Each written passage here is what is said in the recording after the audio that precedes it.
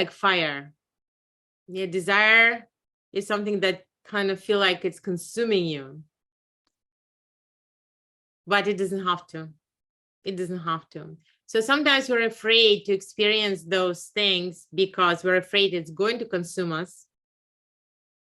And we're also afraid that what we're doing is bad. Okay, what we're doing is bad, or it's scary, or we don't know how to navigate that place. So somebody's going to think something about us. But who has seen Sex in the City? Raise your hand. Sex in the City. Who remembers Samantha? Yeah, remember Samantha? So what was this one thing that was so attractive, so magnetic about Samantha? Is that she completely owned her desire. Is that right? And she was this walking, absolutely fluid woman. You just felt like, yeah, she is ready for connection. She's ready to exchange energy. She's ready to share her aliveness. So what's so amazing about having this experience in the human body and living in this body is that we can bring in the higher frequencies of love into the body and use all of the facilities of the body, all the hormones, all the magical facilities that we have to experience incredible bliss. That is the gift. And so that gift is yours by birthright. You are suffering and going through the process of birth through somebody's vagina, and that's not fun. And that's difficult. And your head is being, all squished and all of that is happening. And then you're born into this world, which has sickness and death in it. What is the compensation for that? The other side of it is the sexual pleasure, desire, orgasm. Okay, that's the other side of it. So if you're going through all of these negative sides, all of this stuff, and not getting the good stuff, then what's happening in your basket? What's happening in your basket? Then your basket is, right? It's not full. There's no balance. So when we think about powerful dragon of desire, we can think that it is like a purification for your whole body because it kicks all of your hormones into action. The health benefits of that could be reduced blood pressure, less of a desire, for example, to eat. It could be also regulating your sleep cycles. And the most important thing, of course, it can bring a lot of happiness and bliss. So why is it that people are not walking around desiring each other like they do in Cuba, for example? So there are all these blocks to desire, and we're going to take a look at them. So one is upbringing with sexual shame. Being ashamed of leading somebody. So please write it down if you had that. Being ashamed of leading somebody on. What does it mean, Celine? It means that you're sexual and you're all exciting and you are, sexy and magnetic, but then you're not going to have sex with them. And then you feel like, oh my God, you can't do that. So where does it come from? It comes from the notion that a man is an animal without consciousness. And basically, if you show him a little bit of skin or something, he's supposed to jump on you. So it's your responsibility to make sure that it's not happening. And that comes from a lot of it's still happening in many Muslim countries that they put onto a woman the blame and the shame that, oh, yeah, he raped you because you were too sexy.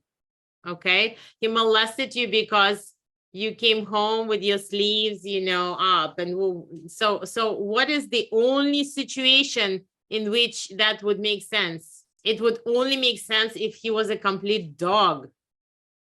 All right, without consciousness. That's the only situation. Oh my God, you came to a dog, and you were carrying meat and the dog jumped. Of course, the dog jumped. You shouldn't carry meat, right?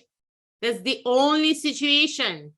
If a man takes responsibility for his choices, if he graduates from this total animal into somebody with consciousness, it's not your responsibility to regulate his physical satisfaction at all. In fact, here's how I would like for you to look at that.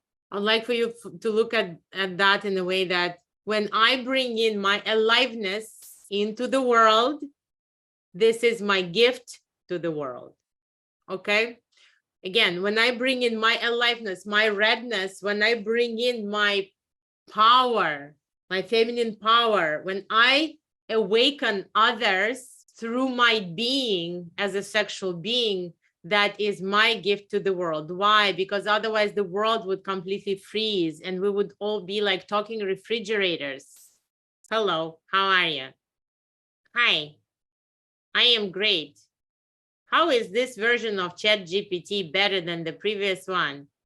I am much better now. All right, that's it. That's all that would happen, right? But here we are living, breathing organisms, living, breathing beings. And this world was created to experience life to the fullest. It's a gift from God, this world. And as we're enjoying it, we are praising God as we're enjoying being in the body that was created. Desire is daring. Desire is flaming. Desire is purifying. The fire of desire can be purifying and igniting. Desire could also be a great medicine. But when you're igniting it, when you walk around as this flower, right? When you walk around as this absolutely beaming, shining goddess, Shakti. Again, I'm using the word goddess as metaphor, okay? So don't worry. When you're walking around like this, there needs to be a protector inside of you, for sure. When you're walking around like this, there needs to be someone who's going to keep all these people at bay, who can put boundaries, set boundaries for you, and who can say no.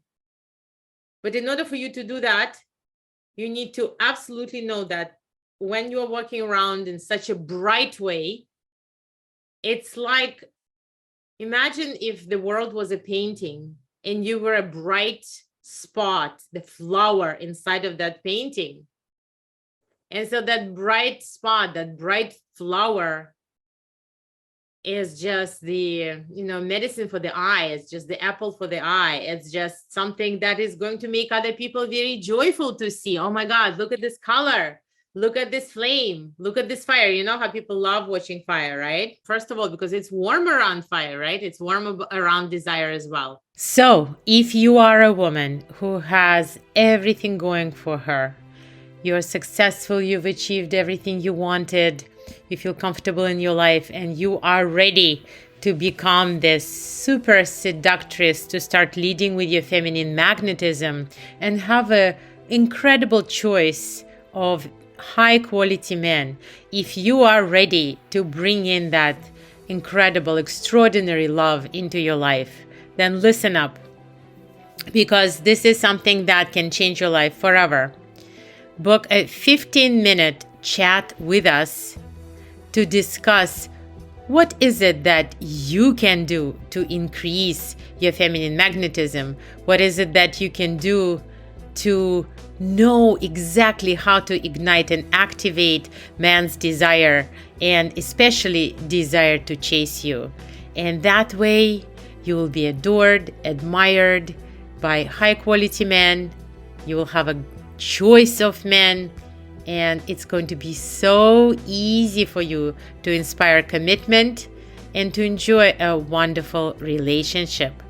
So click on the button below and set a chat with us. It's just a 15-minute chat to see if we can really help you achieve your dreams. I'm sending you so much love. This was Luba Evans